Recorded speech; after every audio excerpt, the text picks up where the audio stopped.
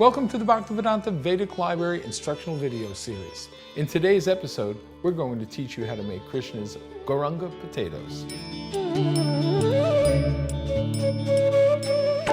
As always, cleanliness in Krishna's kitchen is most important. You should never smell or taste things that you're preparing for Lord Krishna. This helps in your meditation. So, let's start today's preparation with a list of ingredients. 6 to 8 small potatoes cut in 1/4-inch slices. 3 cups of sour cream. 1/2 stick of butter.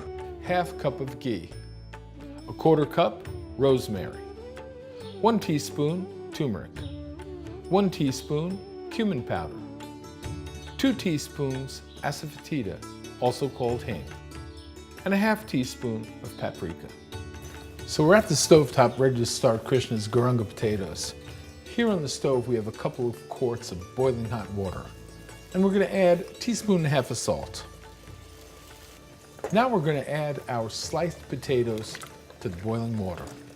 Put our lid back on top and bring it back to a boil. So we're going to parboil these potatoes for about 5 to 10 minutes. Our potatoes have been boiling for about 4 or 5 minutes. They need a couple more minutes. We're going to put a little bit of our turmeric into the water, about half of the mixture. The only reason we're doing that really is to color the potatoes. They are called GAURANGA potatoes, and besides being a name for Lord Chaitanya, GAURANGA means golden. So now our potatoes are boiling in our hot water. So now these potatoes have been cooking for about 8 to 10 minutes, and you can see your knife will go through. So they're ready. We're just going to take the potatoes out of the water with a slotted spoon.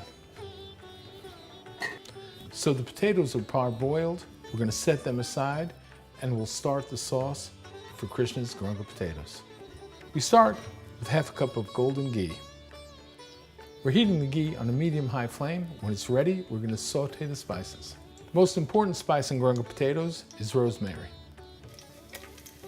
We're going to saute that rosemary a little bit, and the sauteing the spices brings out the flavors of the spice. The rosemary is crackling in there, it's sauteing a little bit. Our flame is on a medium-high. We're just going to let the flavors start to come out of that rosemary a little bit. And after that, we're going to add asafoetida, also known as hing. Then we're going to add cumin directly into the hot ghee. Our spices are sauteing just for 2-3 minutes, and we're going to add sour cream. We've added the sour cream to our mixture of spices.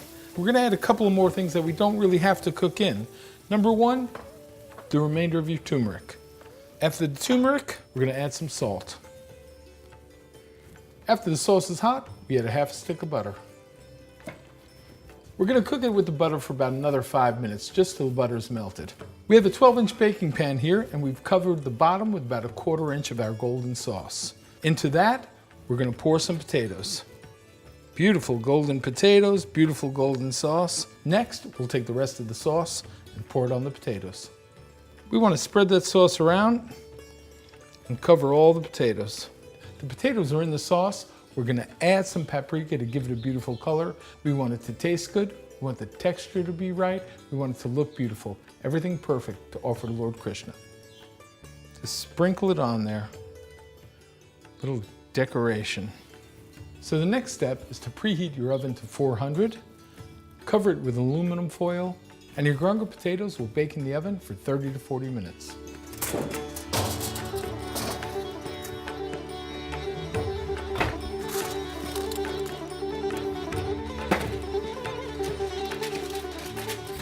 Perfect.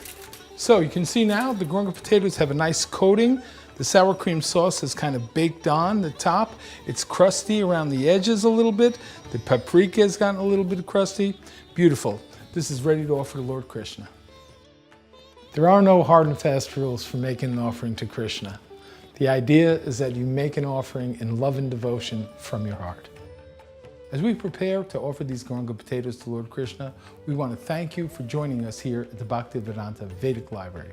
And until the next time, Hare Krishna.